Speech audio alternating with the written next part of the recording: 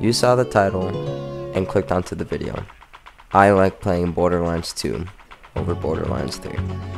It's not a surprise to say, as many people have had issues with Borderlands 3 and still have comfort in playing a game that is at this point over a decade old. However, I feel like they don't fully go into depth on each issue that there is with the game. The negative things they say are sometimes very surface level. I have my own gripes with the game that take on some of these surface level critiques and puts them into more perspective and gives a proper reason to why I like playing Borderlands 2 over Borderlands 3. But before I go into that, I'm going to talk about why Borderlands 3 is an enjoyable game to play even with these flaws. When talking about the positives of Borderlands 3, the first thing that needs to be mentioned is the gameplay. The gameplay of Borderlands 3 is just far more superior compared to any of the other Borderlands titles.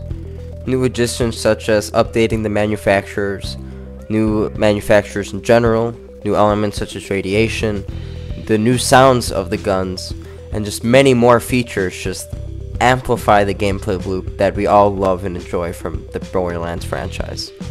They even added sliding and mantling, which just adds even more depth into the combat loops. Moving on from the gameplay, let's talk about the endgame of Borderlands 3. It is so good. The takedowns, very fun, very replayable, takes a lot of the aspects of Borderlands, the mobbing, the bossing, raid bossing in fact, and the loot, and just puts it into one form of content that can be replayable over and over again. Not only that, but they have two forms of difficulties, which just helps increase the replayability of that piece of content. I really do enjoy the takedowns, especially the Maliwan takedown. Guardian takedown not so much because it was a little bit longer, and if you die you have to restart a lot of progress, but other than that I do really enjoy the takedowns. The trials are kind of similar to the takedowns, but it's mostly just mobbing, and then you kind of have like a mediocre boss. But we'll kind of get into that later on into the video. But otherwise, I do like the trials. They are really fun to play once in a while. Like you just want to do some endgame content, you can just do that. The arena combat is very fun, like the slaughterhouse. Very traditional to a lot of the Borderlands titles. And you get a lot of loot out of it, and it's just really good map design as well in the arena combat. So I can't really complain as much for that. I would say the end game is just more diverse than any of the other titles, and all I can say is just a lot of positive things for the majority of it. The DLCs of Borderlands 3 are just so much fun, and also just such a good highlight of the game as well. All the DLCs, maybe not the Hammerlock one, that one's a little iffy, but all of the other DLCs are very solid DLCs. They have a lot of good loot in them, such as like the Old God, Lucky 7, Bloodstarved Beast, Flipper, Complex Rube, Clairvoyance, and many more, but the stories are also just way more interesting compared to the main story. It really just adds a lot of replayability because you don't have to just go stand at this one place, talk to Lilith, all of this stuff. You just kind of go through the DLC like what you did in Borderlands 2 and just kind of enjoy the experience. Although the DLCs might not be the same as a Claptastic Voyage or a Tiny Tina, they are still really solid DLCs, and I do really enjoy them. To end it all off, I just want to talk about the build diversity of Borderlands 3. Being able to not only have 3 action skills, but then having a DLC that gives you a 4th skill tree, and then another action skill on top, giving you 4 action skills in total, just gives you so much build diversity. I can't even describe how cool it is compared to any of the other Borderlands titles. If you just search up Borderlands 3 builds and just start scrolling down on YouTube, you can just see so many unique builds that you can implement into the game, and just it amplifies the gameplay loop so much. And I can't say anything negative about the build diversity of Borderlands 3. Although this does not seem like a long list of positives for Borderlands 3, these aspects of the game are very integral to what makes a Borderlands title, and I feel like that's why people play Borderlands 3 to this day and say it's one of their favorite games in the franchise. However, the negatives I'm about to mention kind of take these positives and put them in a bad light and ruin the experience that Borderlands 3 was trying to create, for not only me but everyone who tries to play the game. Let's get into those negatives. We're going straight into it and talking about the story and replayability of Borderlands 3. Let's just say it, the story was kind of bad. The pacing of the story, having to go back to Lilith, do like 9 minutes of talking, go do the mission, and then hearing dialogue over and over again. It was just very annoying to do in Borderlands 3. And it kind of just ruined the story as it was. Maybe the first time I played it, I enjoyed the story and I didn't care too much, but when you try to do a new character and play it again and again and again, it just is very annoying to hear the story. The reason I mention the poor story writing of Borderlands 3 is when it comes to doing a New Game Plus playthrough or True Vault Hunter mode playthrough, it is just so hard to do because the story is just structured in such a poor way that you kind of just follow the same path and you don't really need to go and do side missions.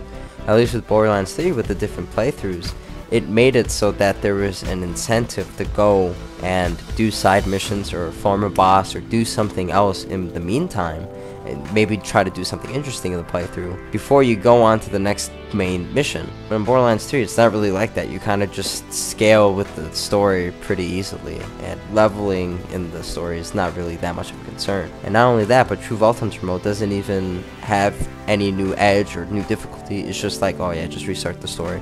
That's what it practically is. And not only that, but you can't even use Mayhem mode in True Vault Hunter mode until you beat the game again, which I find very asinine. I've never told myself, let me do True Vault Hunter mode again, ever, in my entire life. Although it does give you True Vault Hunter mode, I will argue that it's actually just the complete opposite extreme to what Borderlands 2 did. Borderlands 2 made you play 3 playthroughs, which I can understand why you don't want to do 3 required playthroughs. But Borderlands 3, the way the story is set up, is you can't even play a second one without wanting to just shoot your brains out and not enjoy it, because it's just repeating exactly what you did the first playthrough with little variation. It is the opposite of what makes a Borderlands playthrough and a Borderlands story really fun. And it kind of just ruins the replayability of the game in general, because I feel like what helped the replayability of Borderlands 2 was being able to just play the story over and over again and not get tired of it. I don't even know how to begin this. Mayhem levels are possibly one of the worst things to be added into Borderlands 3's lifespan. I'll just start with this. Mayhem levels are not difficult at all. What made them difficult at first was the modifiers, but it wasn't fair difficulty. It was just, oh, your guns do less damage, so the build you want to do just means absolutely nothing. But then they just changed it to just have modifiers that either just ruin the experience or were just adding so much clutter that people preferred to just have them off, and that's why they added Mayhem 11. But Mayhem 10 and 11 are not even hard. And you know why they're not hard? Because they scale the skills of each character. Skills such as Skagden, action skills such as Iron Bear and Clone, these are just small things, not even tipping the iceberg of all the things that got Mayhem scaling. And it is just such a joke that you make the enemies harder, but then you make your skills even stronger. So then what's the point of the difficulty then? There's no difficulty if your skills are getting buffed with the enemies getting buffed. If two things are getting buffed at the same time, they're going to end up approximately being the same, maybe a little difference. But still, it's not going to be difficult if you're also buffed as well with your skills. It just completely ruins the entire point of a difficulty. Modifiers are bad. Not only the modifiers, but there's just no progression to what is the hardest Mayhem level, which is Mayhem 10 and 11. Because you can just go to Mayhem 11 after you beat the game, and you go get the gun, and you shoot the legendary firing mode, and whatever legendary you get, you can just use that to go and get a better legendary, and from there you can just start building your character and get Mayhem 10 gear. There's just such a disconnect from going from beating the game to going all the way to endgame that is just awful. It just kind of ruins the experience of getting to endgame. It just makes it like awful. Like, I tried to do it on a fresh Zane character and I just hated it because I'm like, oh, I can just use the gun and that's it. Like, there's no sense of, yeah, I deserve to be on this difficulty. It's just, oh, let me just go straight to the hardest one, which is not even that hard because of the mayhem scaling to your skills and your abilities. People trash on OP10 because it's too difficult, and that's what it is. Borderlands 2 is the extreme of being too difficult. Borderlands 3 is the extreme of it being too easy. There's no middle ground, it's just too easy, and there's just no progression. The reason there are 10 OP levels is not because you need to go all through them just to get to the hardest difficulty. If you can only play up to the 6th OP level, then you play at the 6th OP level. I just see so many people play either at 0, at no OP scaling, or all the way at the highest OP scaling, which absolutely makes no sense. There's a reason why they added 10 difficulties. 10 might be too much, I understand, but the point is they added multiple difficulties in between so that, oh, if you find OP10 too difficult, you can play OP8 or OP6 or OP7, whatever OP level you can get up to and play, and you find comfort in it and you can actually play at that difficulty. That's why they have it. I don't understand this notion. It's either OP10 or nothing. You can play in between the OP levels. In Mayhem, there's no point in playing in between. There's this little variance, and it's just the stupid modifiers that are just bad in the first place.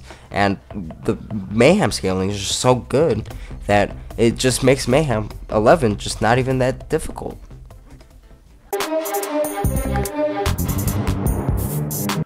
Annoyance are a main issue in Borderlands 3 because of how dependent a lot of builds can be on annoyance. Annoyance is so powerful that a build can only be so good if they have these really good annoyance.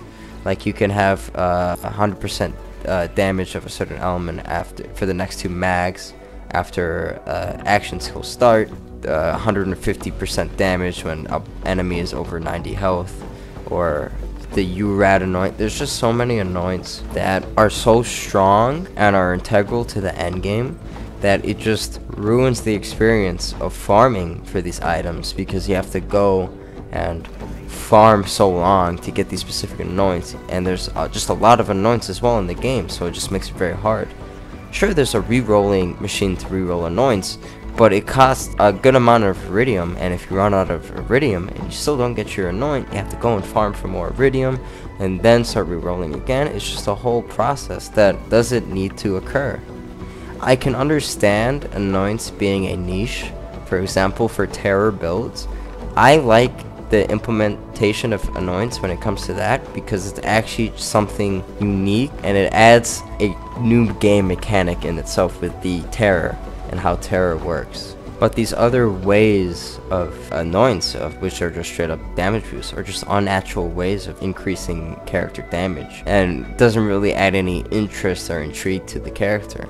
I honestly think Borderlands the pre-sequel did a better job, and annoyance were technically already a thing, and it was called Loonshine. And Loonshine just did it so much better because the guns did not depend on Loonshine, but it did just give a buff to them.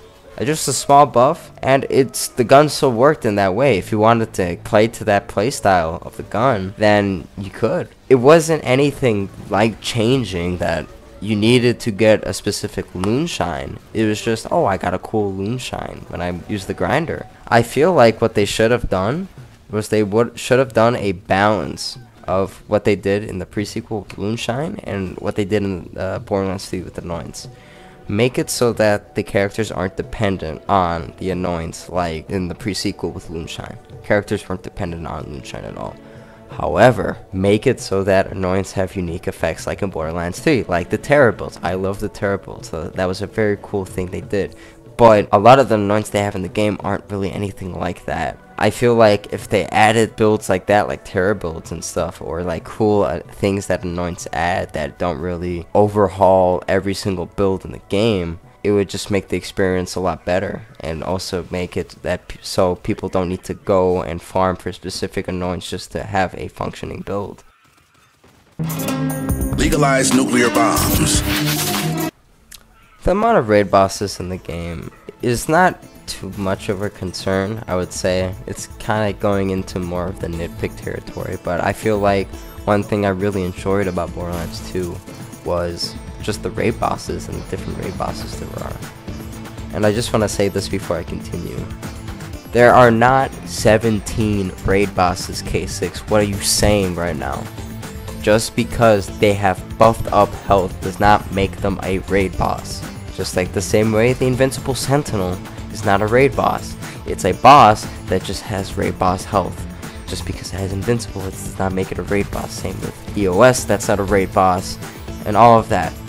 And I see him saying, oh, but Terra is just a basic enemy with a bunch of health. No, he's not. He has different forms of attack.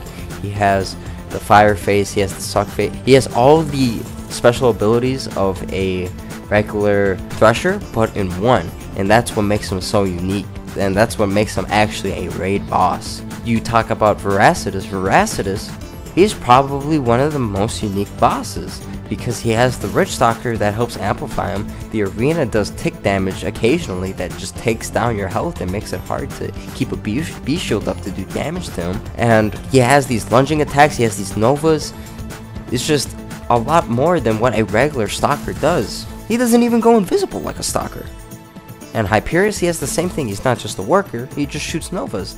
And with Guy, he might not be the most creatively designed boss himself, but the arena he's set in with the worms and the acid pools adds a really cool dynamic of making sure you kill the worms before the entire room is filled up with just toxic gas. And I do think that is creative design. I mean, I don't like the Guy boss. I'm gonna just say that right now. Don't associate me with a boss, but I'm just want to put it on the table that it is a unique boss design that is, I would think, suitable for a raid boss. The trial bosses are not raid bosses. They barely even work for bosses. They're like mini bosses. They're just regular ass enemies that just have more health. I don't even know how you can argue them as bosses, in fact, let alone raid bosses. In fact, I'm gonna show you a clip right now of me just melting them on the true trials mode. These are not raid bosses. The Seer, not a raid boss. That's just not a raid boss. That's just a boss. Just because you give it a lot of health does not make it a raid boss. I know it's hard to kind of determine what a raid boss is, but those aren't raid bosses. Those are just bosses with boosted up health. Like Wotan is 100% a raid boss. The Valkyries, I would say, are more of a raid boss, even though they have less health than those tanky enemies in the trials. It's just completely insane to just argue that just because they have more health, that makes them a raid boss. And takedown raid bosses are cool, like I just mentioned, but I would have loved to have more traditional raid bosses. Like Herbivorous was pretty cool. I did like him as a boss, but I feel like if they had more traditional raid bosses, it would have added a lot to the experience of Borderlands 3.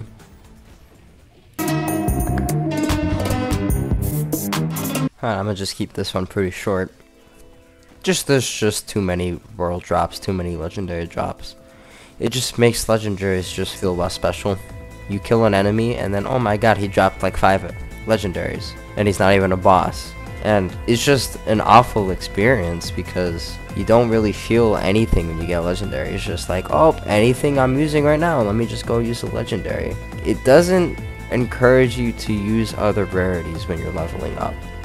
In Borderlands 2, they had very fun, non-unique weapons that you can use. You could use the Ravager, you can use a quad, you can use, honestly, any type of Jacob's gun with any barrel. You could use Tedor pistols, you could use Jacob's pistols. A lot of the early game, you were able to use so many non-unique and lower rarity weapons. But in Borderlands 3, legendaries drop so frequently that you just end up using legendaries. So like when you're like level 15, you already have 3 legendaries in your inventory as like your primary weapons. It just ruined the point of having different rarities in the game if you're just gonna get given legendaries. There was also just no other rarity to help with this issue. If there was a rarity above legendary like a Seraph or a Pearl type rarity like there were in previous games, I feel like this issue would not be as prevalent because there would be some type of thing to actually go and look out for. Another thing I just want to mention is just the gun balance in Borderlands 3. I feel like what happened in the later lifespan of Borderlands 3 was that so many guns were just unbalanced in Mayhem 10 that they just overbuffed them and just made them strong enough to be in Mayhem 10, but then when you play and use those guns in early game, they're just so strong. I would say an example of this is Joel's dude's speedrun with Zane, trying to beat the game as fast as possible, and he practically just used the tidal wave the entire playthrough, like the majority of the speedrun. He just used that. He was going up against like level 25 enemies with just the tidal wave that was like level 5, which is just crazy to me. In theory, it leads to more diversity in the end game, but it ruins the overall experience of trying to play the game. It just makes the game too easy. Way too easy. When you're just you're dominating your enemy just so much that you're not able to have any fun with it. It's just like, oh yeah, I just blew him up pretty easily. And not only that, but a lot of the guns they've added were just power crept guns in reality. Base game, you had the Dictator, but then when Mayhem was getting updated and all of that, they added the Monarch, which is just the Dictator, but just better.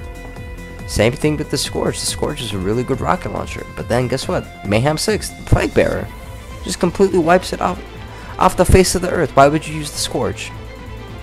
Same thing with the Light Show. The Light Show, it just overtook the Magnificent in Borderlands 3. It's just a way better version of Magnificent. Why would you use the Magnificent at all? Don't even get me started on the Hellshock. The Hellshock was such a good gun, but then they made the Beacon, which was just better.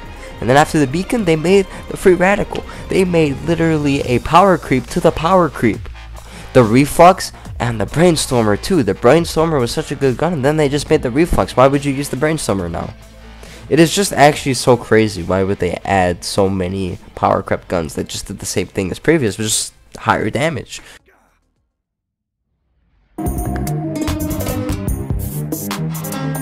The overall experience of Borderlands 3 is just very hard to go into because although it has really strong positives, there are a lot of contributing factors that lead to a very negative experience while playing.